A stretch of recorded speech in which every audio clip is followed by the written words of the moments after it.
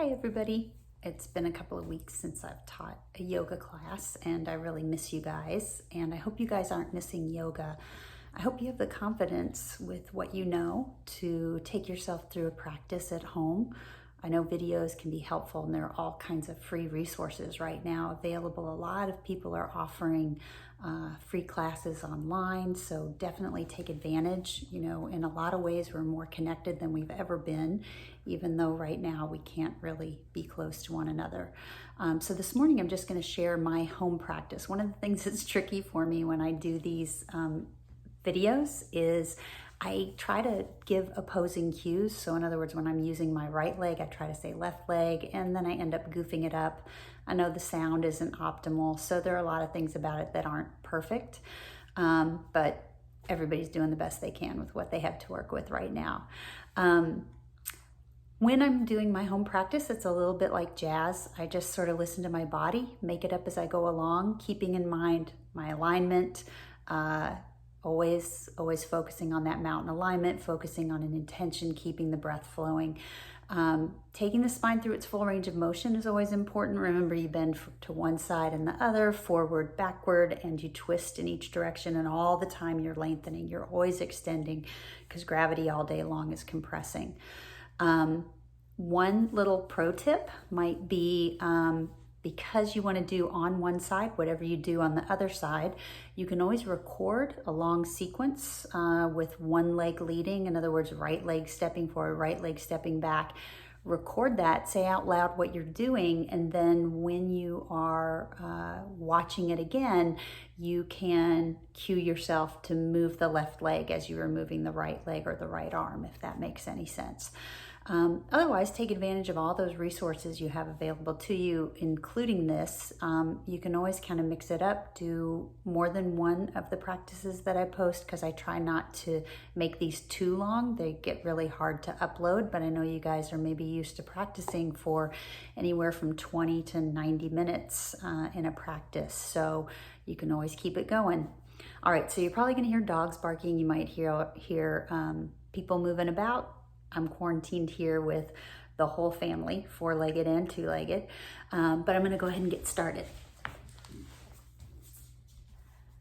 So I'm going to begin at the center of my space, standing tall in mountain pose. Heart high, shoulders back and down, jaw back over shoulders. Nice deep breaths. Take a deep breath in. Exhale, pray your hands to your heart. Take a moment, set that intention. So important. So important. And you can think in terms of brushing your teeth. If you brush your teeth first thing in the morning, but all you do is eat sugar all day long, that toothbrushing is not going to have a whole lot of value. So as you move off your mat and into your day, think in terms of allowing your intention to come with you and continue to inform, so that throughout your day, your life becomes your practice. So having chosen that intention, we're going to release our hands down, step our feet wide, knees and toes turned out comfortably. Tailbone tucked, abdominals engaged. Just sit back. Knees stay back over the ankles, belly in toward low back, tailbone slightly tucked. Go ahead and outstretch those arms. Then interlace the fingers behind the back and just extend the knuckles toward the wall behind you. You want to take care not to sway the back here, not to let the knees shoot forward. Arches of the feet are active. You can flare the toes, press gently to the outer edges of the feet. Warming up these thighs, warming up the large muscles of the body helps to increase blood flow, heart rate, warm you up. Remember, the body's a lot like plastic. When it's cold, it's kind of brittle. As it warms up, it's more pliable. With your next exhale, extend your legs, tip your pelvis forward, let your arms fall away from your low back, crown of the head sinking. Bringing the hips slightly forward in the direction of your toes, tailbone rising, nice deep breaths. Then release those arms, take the hands down, and just roll your shoulders forward a few times. Then reverse those shoulder rolls, bring them back.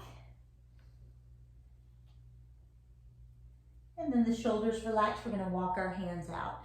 Now the knees and toes are turned out comfortably, hips are over the heels. Careful not to push back or lock the knees. You're going to take your left hand below your heart, right hand to the low back, and as you inhale, just rotate those right side ribs. Left shoulder tucks, chin is close. Take a deep breath in and just gently elevate that left inner thigh, letting the right hip drop. So it's like you're wringing a sponge from either end and you feel the twist deepening as that right hip sinks. Just gently nod your head up and down a few times. Just moving to the edges of what's comfortable.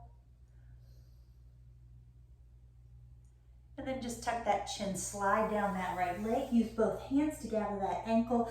Just rest your head into that left shoulder. Gently press that left hip back.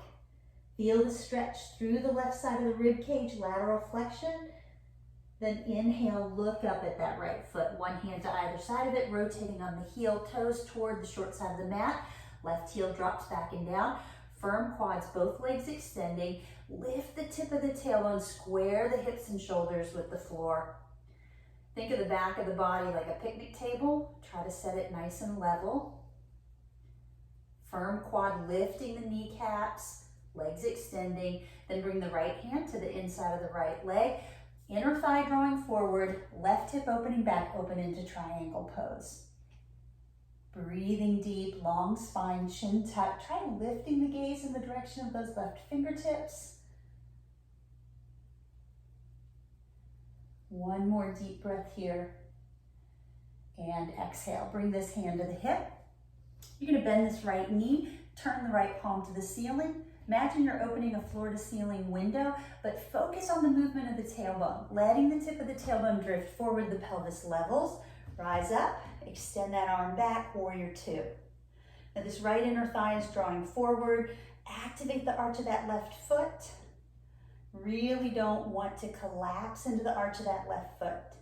Level pelvis. Feel this externally rotating the thigh bone. Chin tucked breathing. We're gonna let this left hand drift down. Right hand drift down. No, left. There it is. Inhale, open into exalted warrior. Now let these left fingertips just drift toward the heel. Now as you tip your body back a little bit, you might sink a little deeper. Tailbone moving toward that front heel, but you wanna watch that knee does not overextend the ankle. You could move the gaze in the direction of the fingertips. With the chin tucked, you could gaze back toward the heel. Breathing. And with your next exhale, you're just gonna come into your extended side angle pose. Fingertips can touch the floor or the forearm can come to the thigh. We're gonna extend over, stretching through these left side ribs.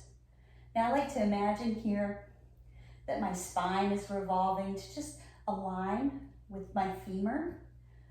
Feel those left side ribs rolling back, the right side ribs rolling forward. Nice deep breaths. What can we let go of? Exhale, bringing this shoulder forward. Walk yourself around. Again, knees and toes turned out comfortably. Wide leg forward fold. Chin tucked, gazing through the legs. Let's once again interlace the fingers, pressing the knuckles away. Let the hands drop away from the low back. Hips drifting forward. Inner thighs pressing back. Firm quads extending the legs. Then releasing the arms. Hands come down. Let's walk ourselves out. Tailbone lifting. This time it's the right hand below the heart, left hand to the low back. Inhale, open. Chin tucked. Gonna take that left hip, sink it just a little bit, lifting that right inner thigh. Again, without dropping that left shoulder. The chin is tucked. We're gonna just slowly nod the head a few times. Just moving to the edges of what's comfortable. Not afraid of those places, getting acclimated to them, but also taking care, just as we would if we were walking around the edge of a tall building. We wouldn't be in danger getting close to the edge. We would just need to be careful. Chin tucked. We're going to slide down this leg. Using both hands to gather that ankle, we'll rest the face into our right shoulder.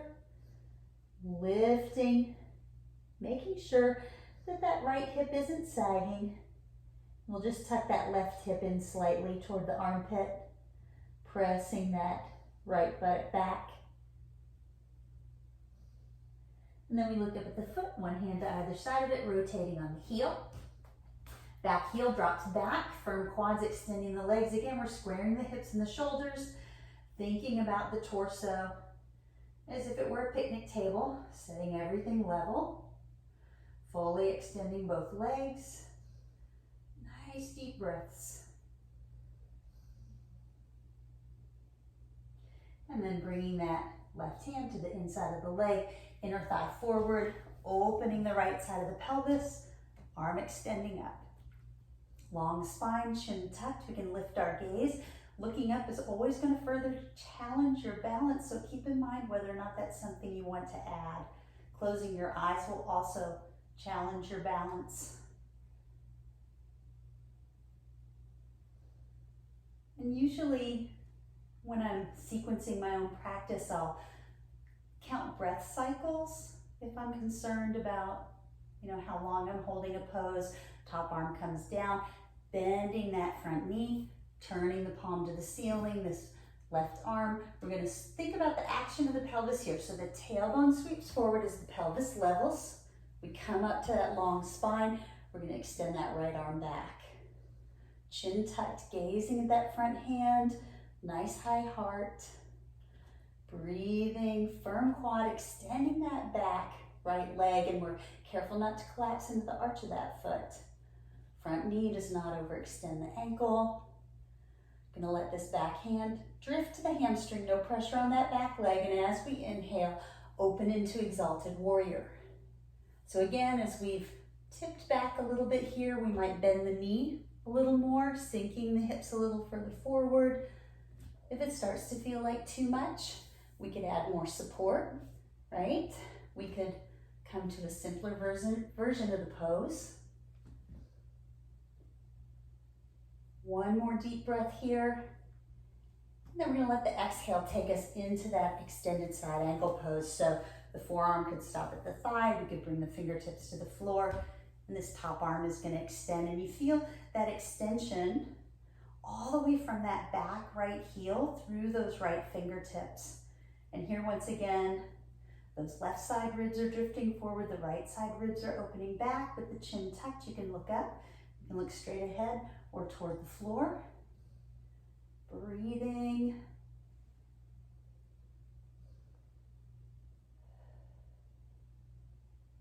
And our next exhale is just gonna lower that shoulder, walk us again into our wide leg forward fold. I'm gonna bring my knees and toes a little bit closer together. Knees and toes turned out comfortably, hips over heels. Tip your pelvis upside down, fingertips toward the rear end. Start walking your hands toward the space between your heels. Elbows stay above the wrists, tailbone rising, shoulders out of ears. And then walk your hands out. You can either step or lightly hop your knees to the floor. If you're jumping your knees down, you want to catch yourself with the tops of your feet. Come to all fours or your horse stance, cupping your palms, fingers fanned out wide. Inhale, sway your back. Exhale, round it. Inhale and exhale. This inhale takes us to cow pose, and this exhale takes us to cat. Inhale to a flat back. Use your left hand. Inhale, pierce the ceiling with a needle. And as you exhale, just thread that needle between the wrist and knee, sliding onto the shoulder. You could always stop at the forearm as well. You're actively pressing down into that left forearm or shoulder and opening that right shoulder back. Hips stay above the knees. Now you may notice your left foot's going to tend to drift in. Your hips are going to tend to fall a little to the right. So ease your hips to your left and keep your feet directly behind your knees. Your right hand is assisting you in leveraging that shoulder back. Your chin is tucked as if it's going to drop into that right collarbone, and your gaze is drifting back towards your right earlobe. Breathe. Focus on the length of the spine. Plenty of space for breath here. Then press into that right hand, step out, back to your horse stance. Inhale, the back sways, and exhale, it rounds. Inhale, cow. And exhale, cat. And once more, inhale, careful not to lock the elbows. And exhale. Inhale to a flat back. Take the needle and thread in your right hand. The inhale pierces the ceiling, opening the chest. Exhale, moving that needle between the wrist and knee, bending that elbow away from the heart, coming onto that right shoulder or forearm, and this left hand assists you in leveraging that top shoulder back. Chin tucked in toward the throat, gazing back toward that left ear. Here once again, this time it's your right foot which will tend to pull in toward the arch of the left foot. Keep the feet behind the knees. Your hips will tend to drift a little bit to the left here, so ease them to the right without dropping that left shoulder.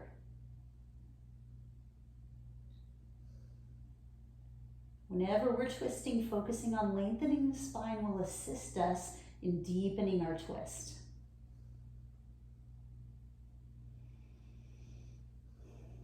Never underestimate the value of a deep, fluid breath. Fully exhaling, then pressing into this left hand, coming out of that shoulder. We're going to sink our hips back toward our heels and walk our hands out, finding our extended child pose. Pull your shoulders up around your ears, press them down toward your hips. Inhale, shoulders bunch up. Exhale, press them low. Inhale, shoulders up, and you can lift those triceps. Exhale, press them down, tucking your triceps. Walk your hands back, exploring your hero pose. Pelvis leveling, gently pressing the sit bones back toward the heels. Now you could always sit on a block here. You could tuck your toes. If this is too much, you can come to your knees if you need to, leveling your pelvis, shoulders over that level pelvis, jaw back over those shoulders. Let's put prayer hands at our hearts and just remind ourselves of the intention we set for our practice. Good, and then our hands come down, shoulder width apart. We can tuck our toes and step out, or at the end of an exhale, we can jump into a wide leg forward fold.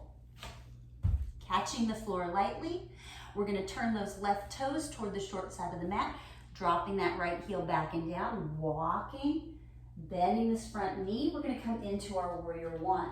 Tailbone moving forward, pelvis level, strong back leg, really lifting out of the arch of that foot.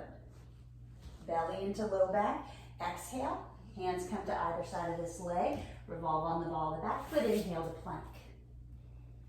Exhale, Chaturanga Dandasana, chest forward, slowly lower. Inhale, Cobra or lifted up dog. Careful not to lock out those elbows, soften your glutes. Exhale, push into your knees or roll over your toes, downward facing dog. Heels pressing, knees soft, broad shoulders. Armpits forward, triceps back, nice deep breaths. Holding down dog for several breath cycles. Stretching out our toes, making sure we have hip width between our feet.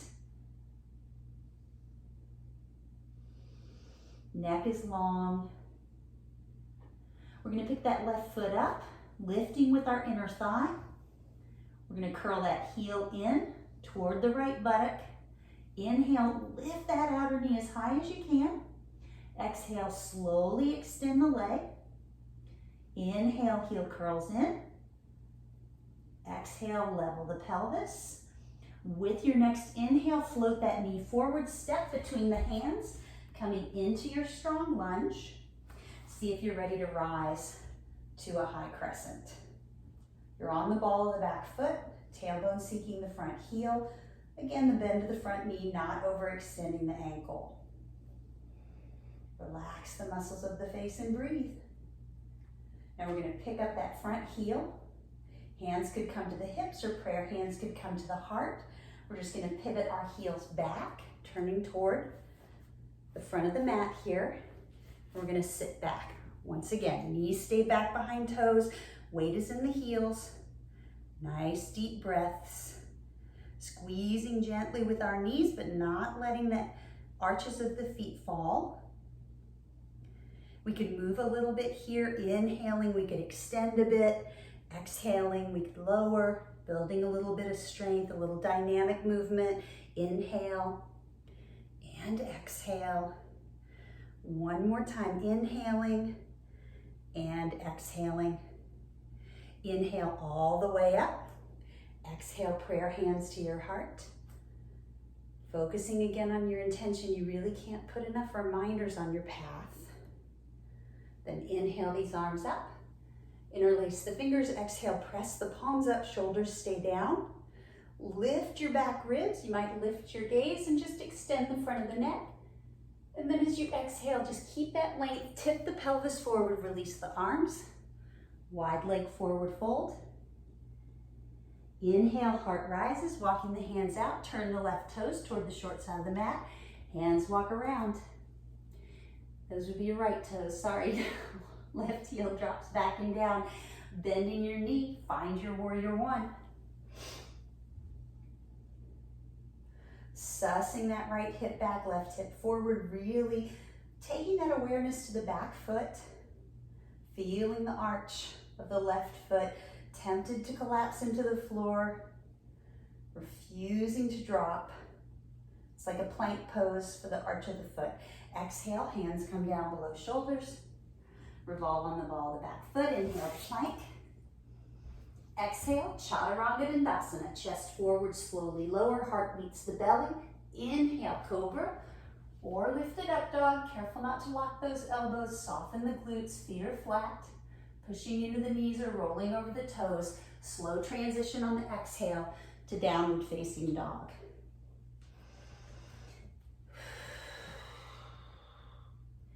Deep breaths in through the nose, out through the nose or mouth. Shoulders broad. Feeling that body from the fingertips to the arches of the feet, to the backs of the toes, to the neck, to the shoulders. Breathing. Then when you're ready, pick that right foot up, lifting with that inner thigh. You're going to curl that heel in toward the left buttock. Inhale, lifting that outer knee as high as you can. Exhale, slowly extend. Good. Inhaling, curl it in.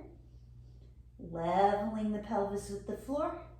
Next inhale takes that big step into your strong lunge. See if you're ready to rise to that high crescent. Now again, you're on the ball of the back foot, watching the bend of the front knee that it doesn't overextend the ankle, and keep your hands down if that's helpful.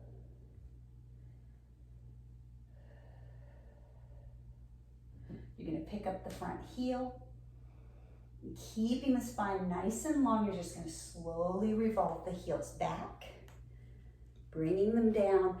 Exhale, wide leg forward fold. Knees and toes turned out comfortably. Tailbone lifting. Helping to open those hips here.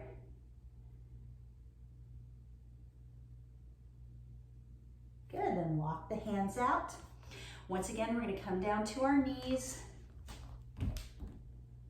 We're going to bring our hips off to the left, extending this leg out, sole of the foot high on the inner thigh. We're just going to turn the heart, face the bent knee, take a deep breath in. As you exhale, just hinge forward from the hips. Going to feel this stretch mostly along the right side of the spine. Level the chest. Breathe. Now see if you can bring your right forearm down, maybe cup that knee, and just open the chest a little more, chin tucked. Letting that right shoulder drop, that left shoulder opens back.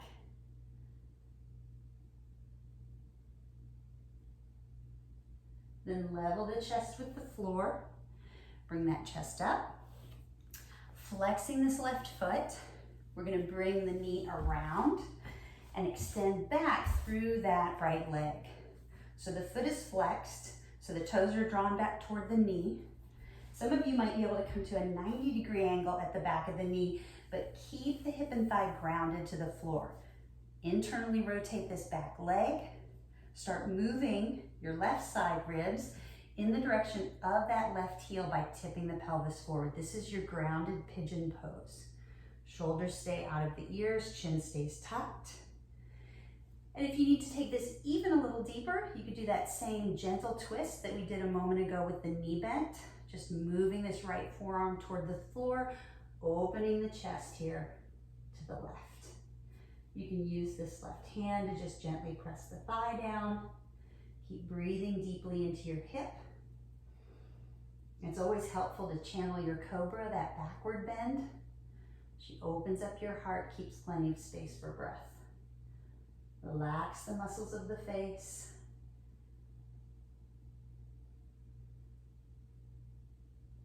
Good, then bring the chest up, level the chest with the floor. We're gonna take these legs out in front of us, give them a little shake. Then we're gonna bend our knees, sit toward the back of our sit bones, back ribs lifting, and explore our boat pose. So we have our back ribs lifting, our jaws back over our shoulders. The legs are maybe lower legs level with the floor. We could draw the knees closer or extend the legs a bit more. But we're sitting on the back of our sit bones. We're thinking about that high heart. Those shoulder blades are slipping down toward the buttocks. Face relaxed, nice deep breaths. Gently squeezing with our inner thighs, then we'll hold on to the backs of our thighs. We'll come forward. Just give ourselves a gentle hug here. You can really round the back. This is a modified rabbit pose as you hug your thighs. Pull the front ribs away from the thighs and imagine you're sliding your eyebrows down towards your pelvis. You're gonna feel the stretch in the back of the body.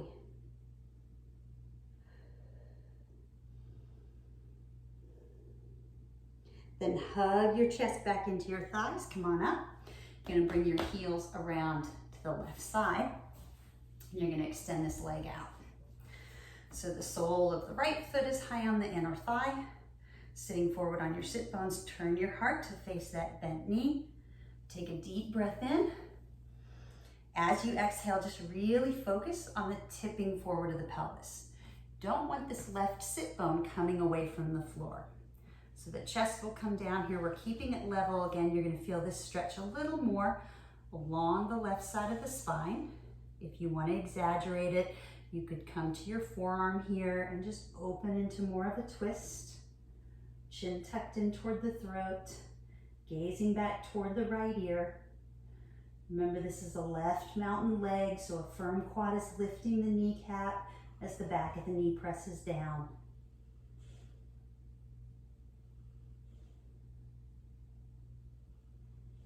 Then level the chest with the floor, hands below shoulders, elevate your heart. Keeping this foot flexed, we're gonna pivot on this sit bone. Taking this back leg behind us, we might start to turn the quadricep down. Again, foot stays flexed, toes back toward the knee. We're revolving the pelvis, but we're staying in contact, outer thigh, outer lower leg. You come to as much as a 90-degree angle here for this grounded pigeon. We want to feel that external rotation of the thigh bone and the hip joint. Some of us may begin to tip the pelvis forward. Again, think of these right side ribs moving in the direction of this right heel. And then some of you might add that same twist that we did over the bent knee. Just make sure that you're not leaning the body, swinging it over to your right. You want to actually be drawing it slightly away. So you could use this right hand, gently press the thigh down. You can drop that left shoulder. With your chin tucked, you can gaze back toward that right ear.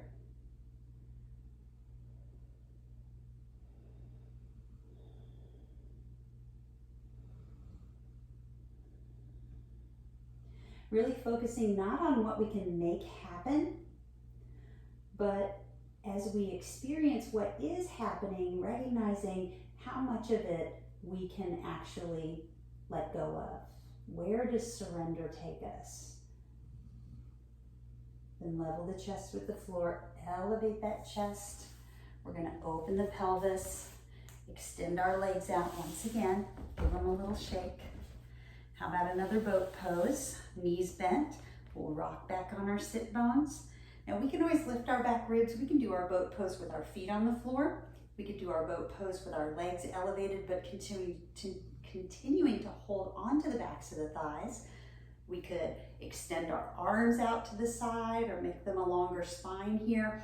We could play around with our legs, right? There are all kinds of things we can do here to increase or change up the challenge. Really focus on that mountain alignment.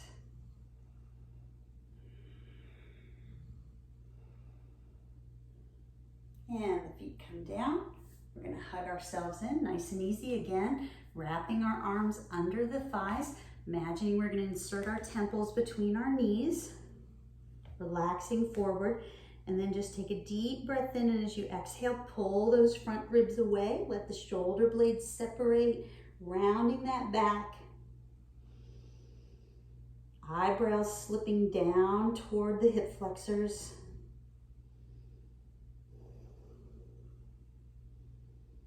And then hugging the chest back. Good, leveling the jaw with the floor. We're gonna walk ourselves around. And keeping our knees bent, we're just gonna sit on our fingertips. Squeezing our elbows in, we're gonna lower our forearms down. As you press into your forearms, lift your back ribs and relax your head back. So this is a modification of a pose called fish pose. Think of the tailbone sweeping back toward the crown of the head and the crown of the head sweeping toward the tailbone. Now see if you can come to the tips of your toes. Or maybe even bring the lower legs level with the floor. And some of you might want to extend those legs out. Keep lifting those back ribs. Nice deep breaths. Some of you might want to slip toward the wrists and just lightly touch the crown of the head to the floor behind you. Breathing. So wherever we are, let's bring our feet back down. Let's all gently bring our chin forward toward our chest. Drop the back ribs, laying the small of the back on the floor. Go ahead and rest the hands at your sides, let your knees fall open. Walking the heels as close to the tailbone as you can while relaxing your buttocks, releasing through your inner thighs. You could always put your hands on your inner thighs here just to add the weight of the hands. Releasing the outer knees down. This is your reclined bound angle pose. Spend a few breaths here.